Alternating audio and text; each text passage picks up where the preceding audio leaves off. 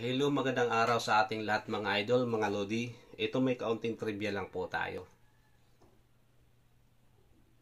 Ayan mga idol, oh. Nakita nyo. Napakaganda, di ba? So, titingnan nyo, parang ano siya, kakaiba no, kaysa ordinary yung ano. Isang clipper po itong mga idol. Ito yung kauna-unahang clipper bago pa man nagsilabasan yung mga bagong clipper ngayon na di kuryente. Ito ay manual lang siya mga idol, mga lodi. Ayun, no. Sobrang talim, tsaka kita mo naman napakakintab pa.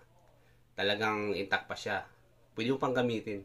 Napakaswerte ko dahil isa ako sa nakahawak ng ganito. Ayan siya. So, ano to siya, mga lodi?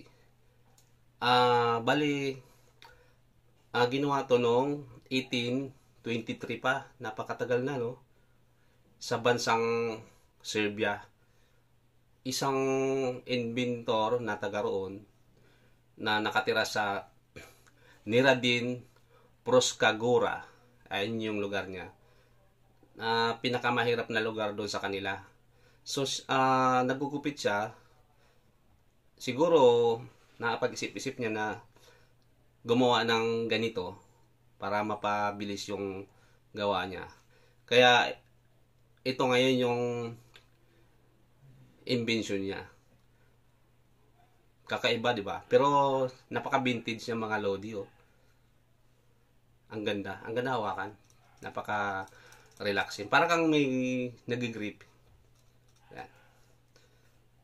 So, bago dumating yung mga bagong invento ngayon na mga bagong clipper na di kuryente, ito yung unang ginagamit ng mga makalumang barbero dati, mga lodi. So, ayan mga lodi. Oh. Ngayon kasi may nagsilabasan na nga dati yung may cord, ngayon cordless na. Hindi natin alam sa susunod mga henerasyon kung ano nang mangyayari.